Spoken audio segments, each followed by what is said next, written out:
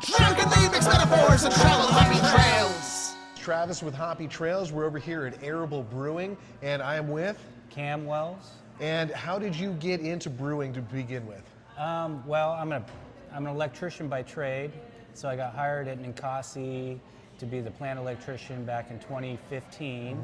I'd never brewed before, but I loved the beer.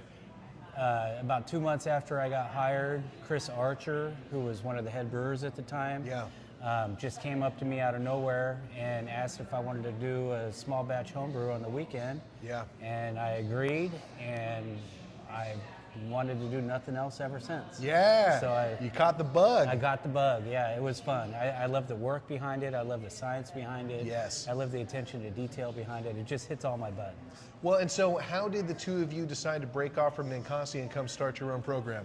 Well, the conversation started shortly thereafter about we should do our own brewery. And then it kind of was just a lot of talk over a barbecue, or at the park, or over a beer at a bar. You know, if we had our brewery, we'd do it like this, and if we had our brewery, we'd do it like that. So a lot of the first couple of years was mainly just idealistic talking. But back in 2020, the city of Anita put out a call on Facebook that they were putting together this fermentation incentive program.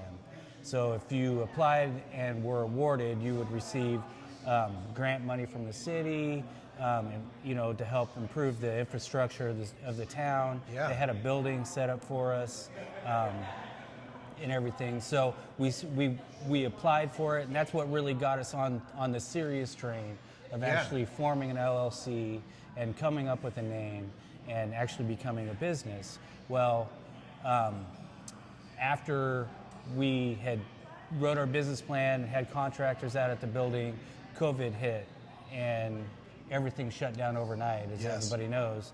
Banks don't want to give anybody money for hospitality when there is no hospitality. You put money out when nobody's seeing customers. Right, exactly. No, that's not good business. So we had to pivot from that, and during our pivot from that, the city of Lowell got a hold of us and said, "Hey, have you thought about Lowell?" Because our initial business idea was to be in a rural, underserved area. And Lowell really hit the spot for us. So we went out there and met with the city manager and the contractor, the guy that owns all the commercial buildings out there and stuff, and they really sold us on the idea. It sounded like a good deal, but they didn't have anywhere to put us. There's no buildings out there that could sustain a production brewery. Well, and that's the thing I think a lot of people don't realize is when you're brewing beer, there's some stuff that you need. You need certain power requirements. You got to have, floor drains like we were talking about. You got to have them. You either have them there or you put them in yourself, and it's not cheap to do. And that was the thing about the Lowell. They did have a building for us to go into. It was part of a warehouse, but the concrete was poured in such a manner that you couldn't cut into it. So we couldn't even expand the bathroom to make it ADA compliant.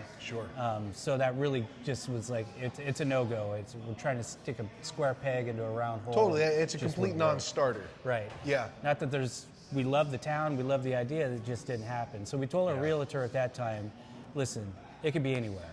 We don't care. And she was actually showing us, Ale Songs used to have a packaging plant right down the street here, so we went and looked at it, and it had everything we needed. It had the power, it had the floor drains, it had the sanitary sewer system, but it was just too small, and the parking situation wasn't very good. So literally driving home from that appointment, I saw the for lease sign on this building. Looked it up on the internet, saw it. They had the floor drains, the 3-phase power, the food grade, certified building. Got a hold of our realtor, said, I want to look at it. We came in, looked at it, put in a letter of intent that day. Let the lawyers bicker over the lease agreement for about 3 months. I don't know anything about lawyers bickering over anything. Don't talk to me about that. I don't know anything about that. It wasn't a lot of bickering. It was just a lot of there was some verbiage in his boilerplate lease agreement that, because he basically, the lease said that everything that we put in this building becomes a fixture, and No, it belongs to him. Which, to be clear, you mount something in a lot of places, it becomes a fixture, it becomes a part of the property, and if you're leasing and then you leave, right? I mean, look at this. Do you want to leave all this behind because it's now part of the property? No, you don't. You leave the lease, you're taking this stuff. These are not fixtures. Right. Yeah. No, that's important verbiage to correct. Yeah. Yeah. And the big thing was the landowner, really nice guy, but he doesn't know who we are. Right. You know, he doesn't know Chris's capabilities. He didn't know my capabilities to be able to build this place out. Sure. So we're just really some people with a dream that he's expecting to lease this building out for 5 years with a 5-year extension. But he's been in a couple times since we've opened. I think he knows he made the right choice, and he understands that we're serious and we know our business. So you know, you actually brought up something that I'd like to touch on because it's something that I talk about quite a bit. And you said that originally City of Veneta was looking for, hey, a brewery to come in. And one of the things that I talk about all the time is you look at, there's a lot of towns that used to be, maybe they used to be a farming town, right. Or maybe they used to be logging, right. Or whatever it is. And a lot of these types of things are now going overseas, or you're seeing these multinationals, and so money's leaving, right. Instead of the money being generated and supporting the town. And one of the things I always talk about, in those areas, craft beer can come back and fill that role of whatever industry has left, because realistically it's ingredients come in, you improve them and make an improved product, and then sell it either to your local community, and you're employing your local community, artists, whatever it is. There are people that you need to employ, and maybe you sell some outside of the area, but it brings money in and keeps money here instead of money leaving the community. Absolutely. And so, I mean, do you feel like that's something you get to be a part of? Yes, and my true 100% belief is beer has been bringing people together for over 10,000 years. Yes. It ain't gonna stop now. No, it's not. I mean, beer is a constant, and if you're making good, clean beers, people will come to enjoy them. So. Yeah, absolutely. And let me tell you, I've had a couple of beers so far. These are very good. Thank I've you. loved everything you poured for me, and this is a great spot. Can we get just one more just around here?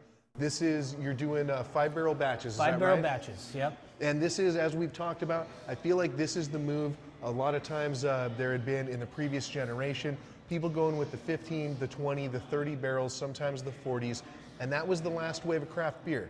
And I feel like now what we're going back to is the 5 to 10 is the range. Yep. I'm your local brewery, Yep. and we're going back to that community oriented. Yep, absolutely. That's our whole business model, is making a cool place for people to come out and drink delicious beers. That's what really all. We're never going to get rich. We're probably never going to be able to retire, but I'm going to enjoy every day of it regardless. Yes, absolutely. Yep. Listen, I appreciate your time. Thank you so much, and thank you for what you do. Cheers. Cheers. Up it trails to bruise until we drink again.